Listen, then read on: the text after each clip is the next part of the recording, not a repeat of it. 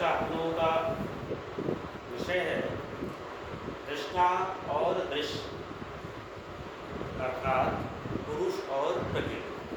हम सभी इसको इसके पहले की भी क्लासों में पढ़ चुके हैं कि प्रकृति को ही दृश्य कहा है और पुरुष का एक नाम दृष्टा भी है। दृष्टा किसको कहते हैं? देखने वाले। और दृश्य किसको कहते हैं? जो देखा जाता है। तो जो देखा जाता है वो दृश्य। बंद कर दो, बंदी। तो दृश्य कौन होता है? जो देखा जाता है। दृष्टा कौन होता है? जिसके द्वारा देखा जाता है। जिसको देखा जाता है वह दृश्य, जो देखने वाला होता है वो दृष्टा। तो दृष्टा और दृश्य निरूपणम, दृष्टा और दृश्य का निरूपण क्या है, दृष्टा क्या है, दृश्य क्या है, इसी की चर्चा हम करें।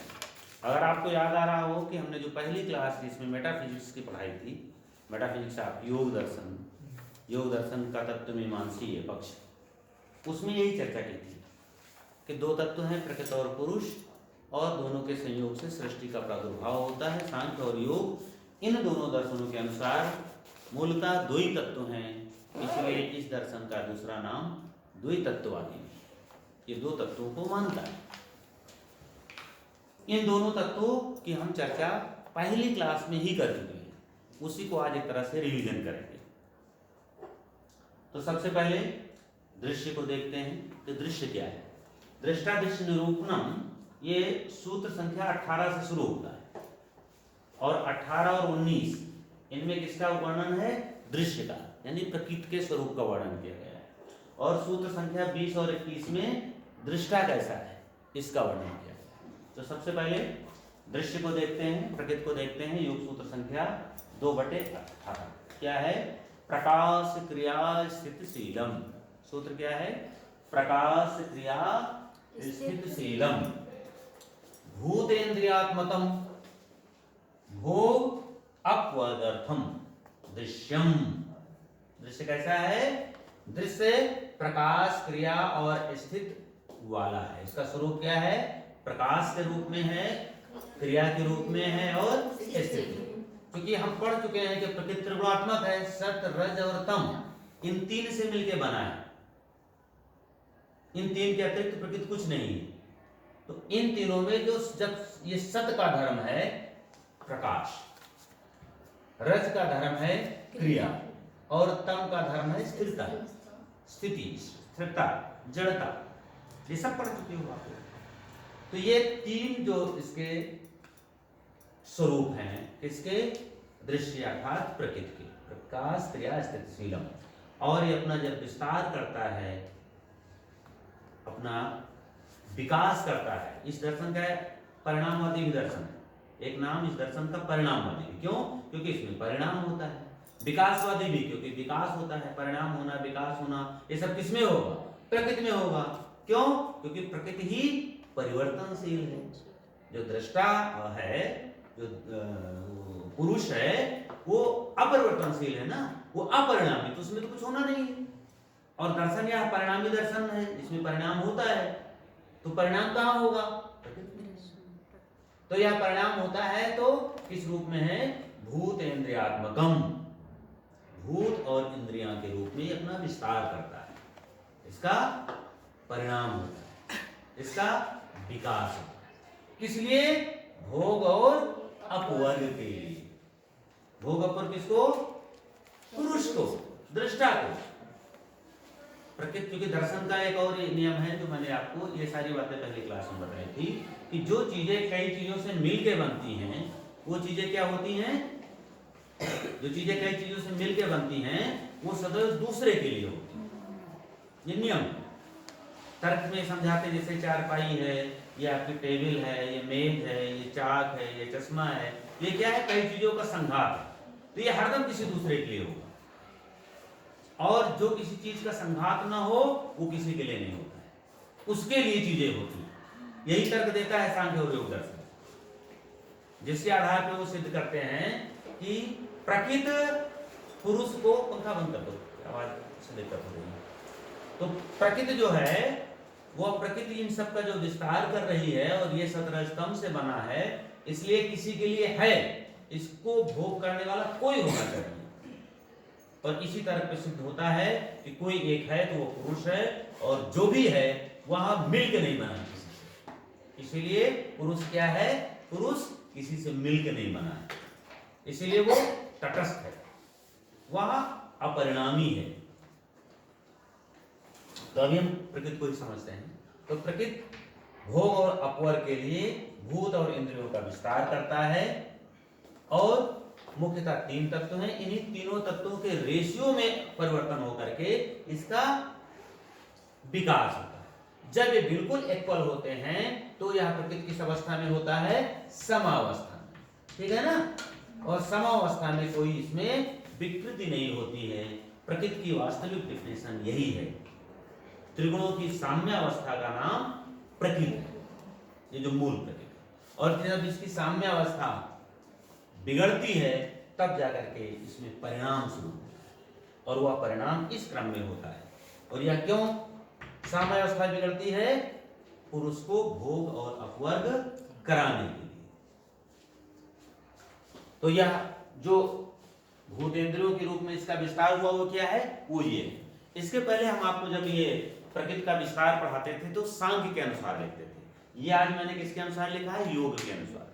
योग और सांख्य के परिणाम में थोड़ा सा अंतर है। सांख्य में आपने क्या पढ़ा था कि सांख्य में जो प्रकृति है उस प्रकृति से महत्व हुआ, महत्व से अहंकार हुआ, अहंकार से फिर पंच ज्ञान इंद्रियां, पंच कर्म इंद्रियां, मन, और उसके बाद पंच तन्मात्राएं। लेकिन यहां पर क्या है? यहां पर महत यानी बुद्धि से ही कितने तत्व हुए? 7, सॉरी 6 अहंकार, और अहंकार के साथ साथ 5 तन्मात्राएं, तो ये 6 तत्व हुए एक साथ। फिर अहंकार से 11 तत्व, और पंच महाभूतों में सबसे एक पंच तन्मात्राओं से पंच महाभूत जैसा क्रम। बस कोई इतना ही अंतर है कि यहां महत से 1 न होकर के 6 तत्व। और इसी का डिस्क्रिप्शन सूत्र संख्या 19 में दिया गया है। क्या है? विशेष, अविशेष। देखिए पहली पीढ़ी, यहां नीचे से पीढ़ी तरह से लीजिए। तो पहली पीढ़ी कौन सी पीढ़ी है?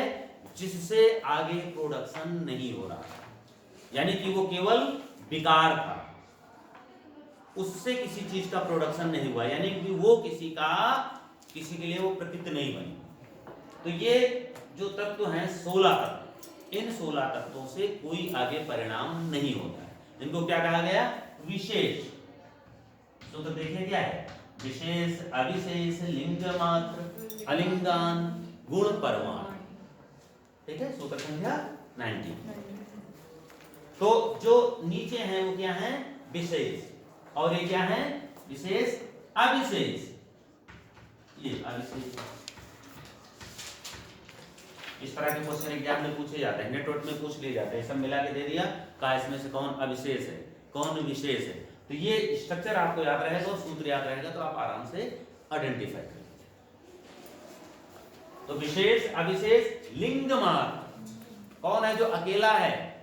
तो प्रकृति का अकेली संतान कह लो या अकेला प्रोडक्शन कह लो, वो महत है।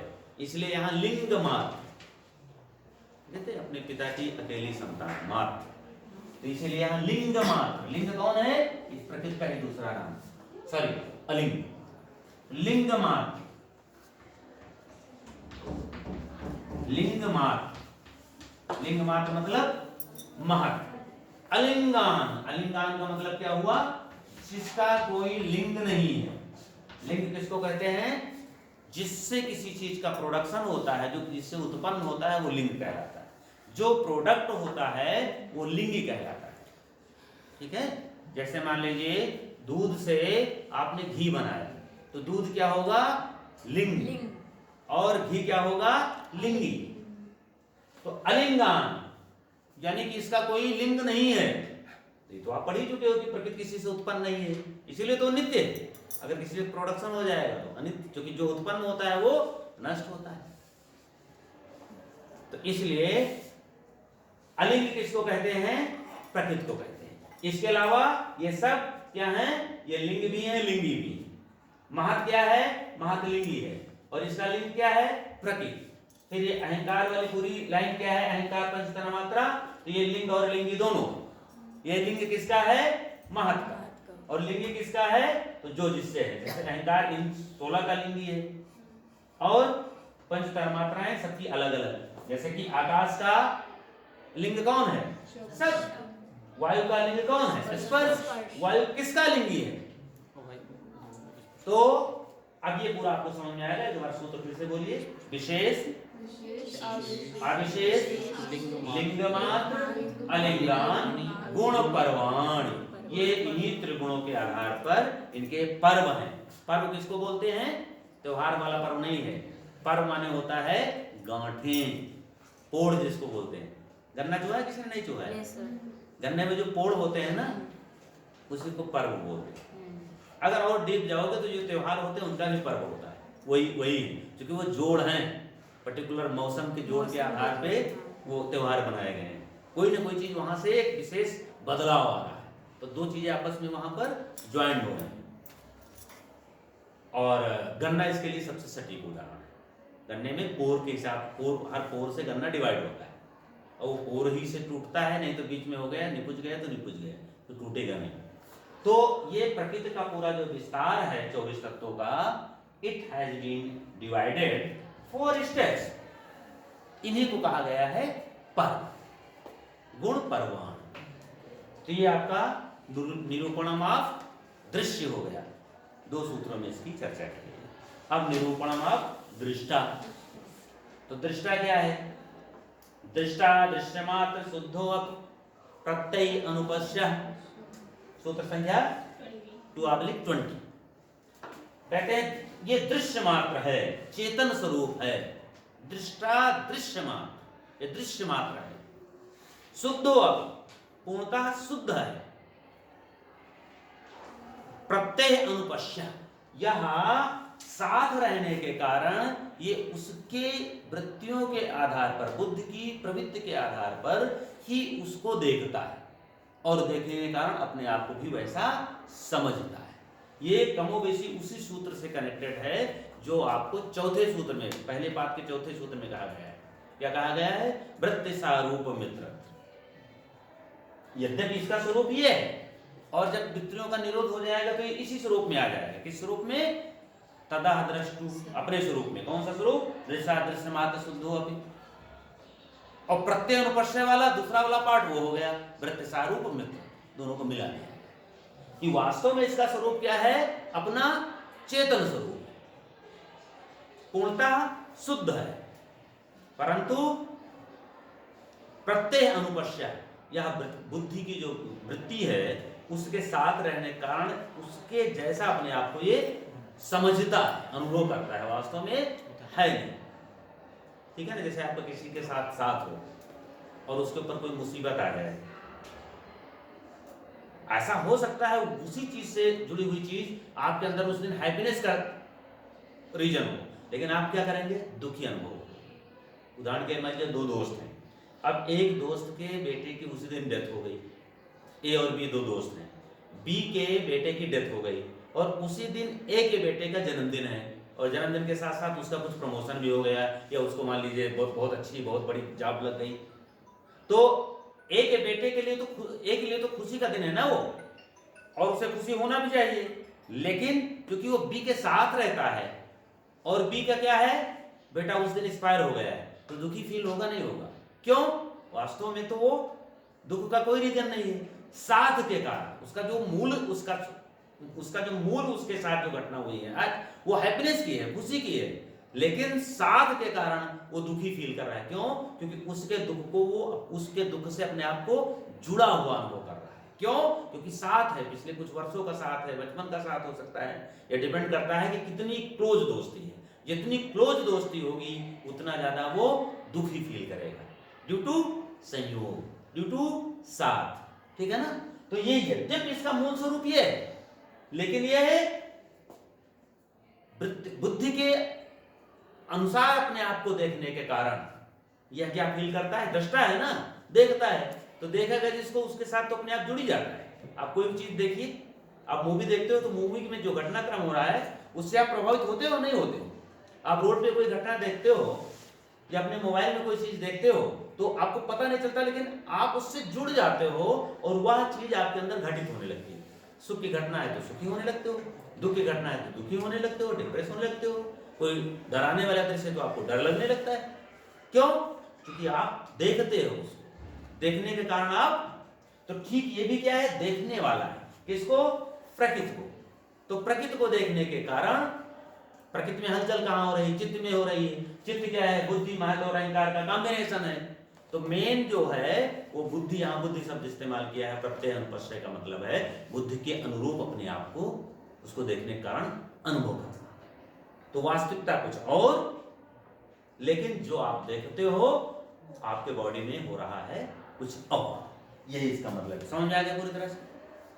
अगले सूत्र में तदर्थ एव दृश्यश्चात्मा, ये जो दृश्य है, दृष्टा है, ये दृष्टा के लिए ही वो दृश्य है।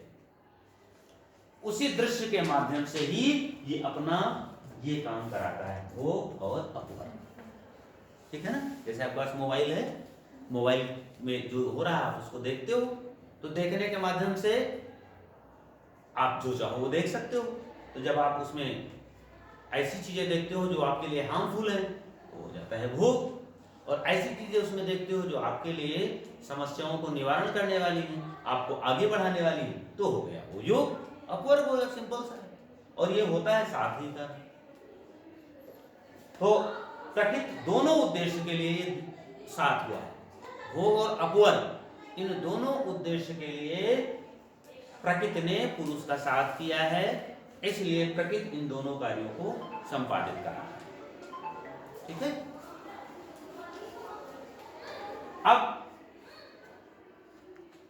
यही भोग जब पूरा हो जाता है, यानी भोग और अपवर्ग, तो पुरुषार्थ हो जाता है शून्य। पुरुषार्थ जब शून्य हो जाता है तो ये इसी के लिए, भोग और अपवर्ग के लिए ही तो विस्तार हुआ।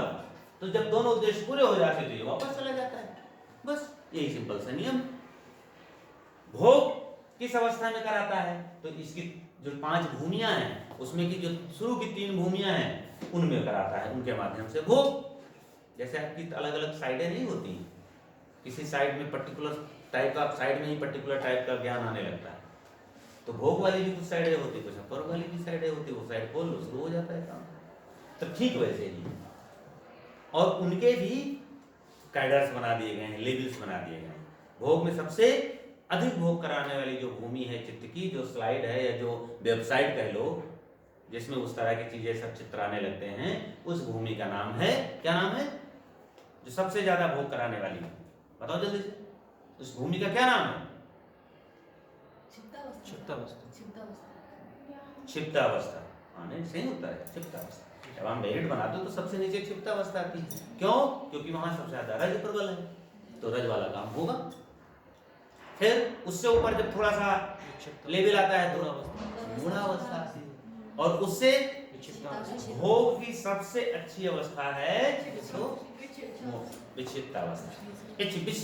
विक्षिप्तावस्था में बहुत कुछ दृढ़ता बन जाती है चित्त की, सकारात्मक अच्छे विचारों की दृढ़ता चित्त में बन जाती है, लेकिन बीच बीच में थोड़ा बहुत ही डिस्टर्बेंस रहता है। इस अवस्था में भी अगर कोई व्यक्ति आ जाए तो वो सामान्य सांसारिक व्यक्तियों से बिल्कुल अलग हटके वो दिखाई पड़ेगा, उसका सब कुछ बिल्कुल अलग होगा। सामान्य जीवन क्रम जो हो रहे हैं, प्रकृति इनके माध्यम से कर रहा है, उससे विक्षिप्त होगा, क्योंकि नाम ही विक्षिप्त, लेकिन बहुत आंशिक होगा। बाकी उसके ऊपर ज्यादा फर्क नहीं पड़ेगा, कितना नुकसान हुआ, कितना फायदा हुआ, कौन मर गया, कौन पैदा हुआ, वो ज्यादा उसको प्रभावित नहीं होगा, बहुत आंशिक होगा। और वही जब एकाग्र में चला जाएगा तब सर्वथा निरुद्ध हो जाएगा क्लिष्ट व्यक्तियों का। ये घटनाएं सब उसके लिए सामान्य घटनाएं होंगी, क्योंकि इनका उसे ज्ञान शुरू हो गया ना, पृथ्वी से शुरू हो गया ज्ञान। ज्यादातर घटनाएं पृथ्वी संबंधित ही होती हैं।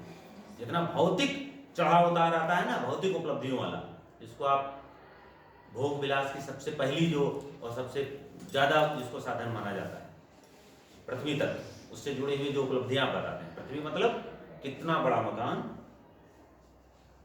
कितना बड़ा, कितनी ज्यादा प्रॉपर्टी, कितने ज्यादा बैंक बैलेंस, ये सब पृथ्वी तत्व से जुड़ा हुआ है। तो जैसे पृथ्वी तत्व का ज्ञान हुआ, यहाँ एक एक करके ज्ञान यही शुरू होगा। सबसे जो विस्मत तत्व यही है।